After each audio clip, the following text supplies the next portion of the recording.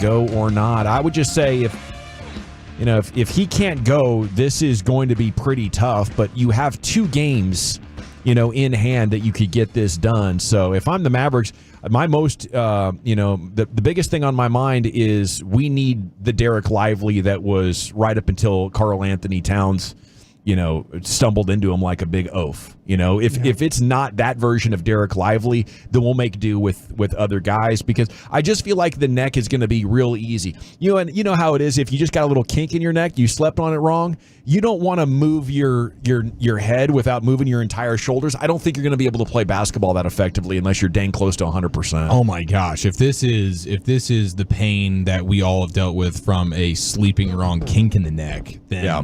I could be missing upwards of the rest of the postseason. Yeah, you're not practicing. I've had times where it's some of the worst things. I'm walking around, I'll never forget, walking around the car dealership whenever I was selling cars for an entire day with my head cocked to the right because I was in so much pain. Yeah, it was awful. It's the worst. Yeah, I don't think you're even practicing if it's that bad. So the fact that he's out there at least trying, I think that's a sign that we can be a little bit optimistic about it. Yeah, the word was he was good. I mean, we'll see if that does translate into. That's why I was asking you guys, do you feel like if you gave him one more, you find a way to win this one, can you do it without him? I know you say it might be difficult, but, man, you buy him some more time if you can. The other thing was, just what exactly is the injury? We do not know. It could easily be a strained neck, but you know how teams work around concussion protocol. Right. That's out a week minimum in the NBA. And I have so much respect for Jason Kidd. I think he would be aware enough as a competitor to say, guys, we're not reporting this as a concussion. You have a strained neck.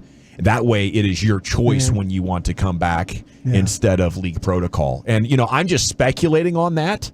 But he was holding the back of his head when he was walking up the tunnel. He looked pretty wobbly. Yeah. He needed help to stand there. Maybe it's both. Oftentimes when you get a concussion or something, there's a little bit of whiplash involved. So, we'll see. But if he plays tonight and can play like he does play, I think Karl-Anthony Towns slows down significantly. I got the numbers of what he was in the regular season in the first 2 series and then against the Mavs. And obviously some of those were open shots, and that can only be described as variance in a small sample size. But he woke up in Game 4, and I do not believe it's a coincidence. He heard all the noise. Yeah, okay, so 41% threes on the season, 44% in the first 2 rounds, then 14 in the first 3 games.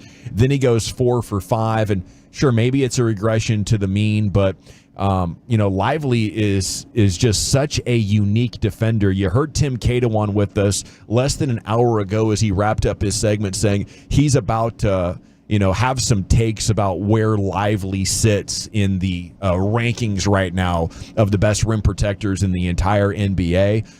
He was, flirting with the idea of putting him top 10.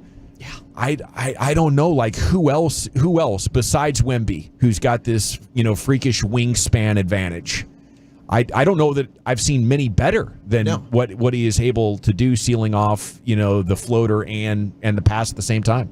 Yeah, I agree. I mean, obviously, like Rudy Gobert, certainly Defensive Player of the Year, but he is even limited in terms of, like, you're not having Rudy Gobert go out and guard, guards and wing players. So, to me, we talked about it with Bobby Carella earlier. Like, he is scratching the surface of his potential. We have an absolute jewel that they have found here and drafted. I know there was a lot of speculation, like the Duke version of Derek Lively, not quite the same player. He was being used in a different way at Duke, right? But when we've heard Nico talk about it, they went back and looked at the AAU, the athleticism. They had a different projection and plan for what they were getting out of the player. And what a tremendous evaluation. Because this dude's fantastic. And I don't think you can name 9 better right now than Derek Lively. I think he already is easy top 10. Him being out, I mean, the Mavs are 4.5-point dogs going into this game, right? I'm not saying we watched a bunch of Oklahoma City games, but that Holmgren was pretty good at blocking shots and stuff like that. If you start to talk about guys with length and defensive presence and stuff, he's not the biggest guy. I mean, like Tim said, long. He's a long guy. A guy like Chet, a guy like Gafford, highlight reel blocks. Yeah. What Lively does is make guys just go, crap, I don't know what to do.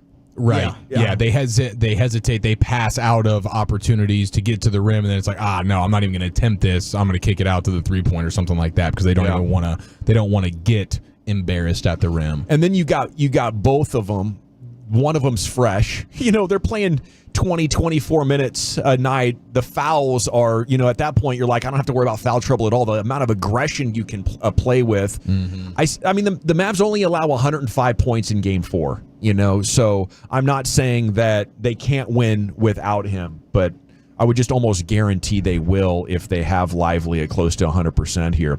All right, G-Bag Nation, we had OTA practice 5 today up there at the Ford Center at the Star, and your man Brian Broaddus was there. He has some additional OTA takeaways. But the big story was, Micah Parsons not practicing. And, Mike McCarthy talked about how they have a lot of work to do, but it is optional in the end. I think that's easily the top story coming out of it, that Micah Parsons not walking the walk as a leader up until now. Can it be saved in training camp? I absolutely think so. Once we get there and in your heat of the battle,